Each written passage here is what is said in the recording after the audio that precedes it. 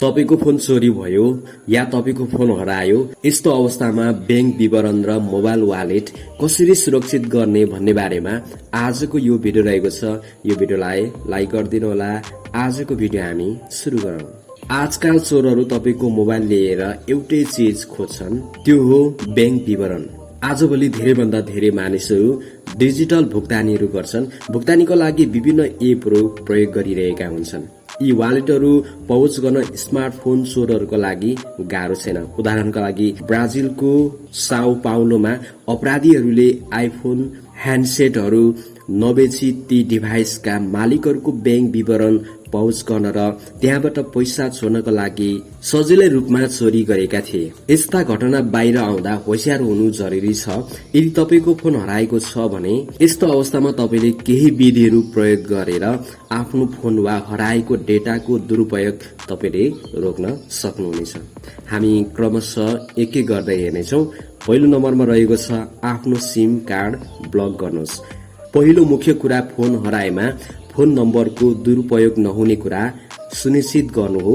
SIM card block गर्नु भनेको OPT मार्फत पहुँच गर्न सकिने फोनमा रहेका प्रत्येक एपलाई ब्लक गर्नु हो। तपाईले सधैँ नयाँ सिम कार्डमा उही पुरानो नम्बर पुनः जारी गर्न सक्नुहुन्छ। यसले केही समय लिन सक्छ, तर तपाईको गोपनीयता र मोबाइल वालेट सुरक्षित हुन्छ। दोस्रो नम्बरमा रहेको छ मोबाइल ब्याङ्किङ सेवाहरूमा पहुँच रोक्नुहोस्। फोन चोरहरूले सजिलैसँग तपाईको बैंक विवरणहरू पहुँच गर्न सक्छन्, त्यसैले त्यो समयमा बैंक सेवाहरू बन्द गर्न धेरै महत्वपूर्ण छ।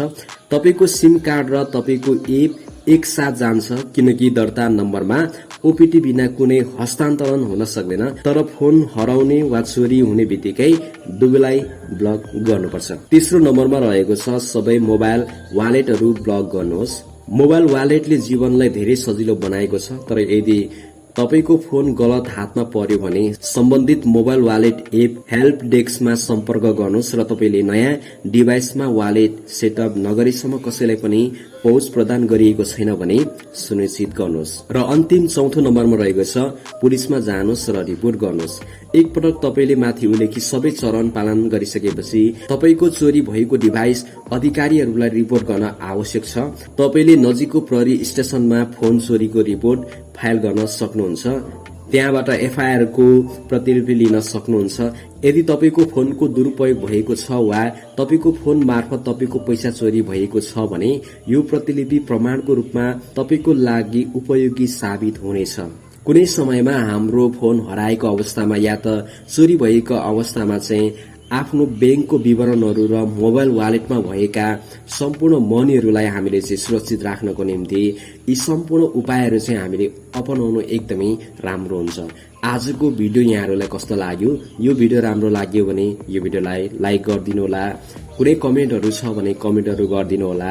नेक्स्ट भिडियोमा अझ रोचक जानकारी लिएर म आउनेछु। आजको भिडियो यति नै। हवस् त, बाइ बाइ।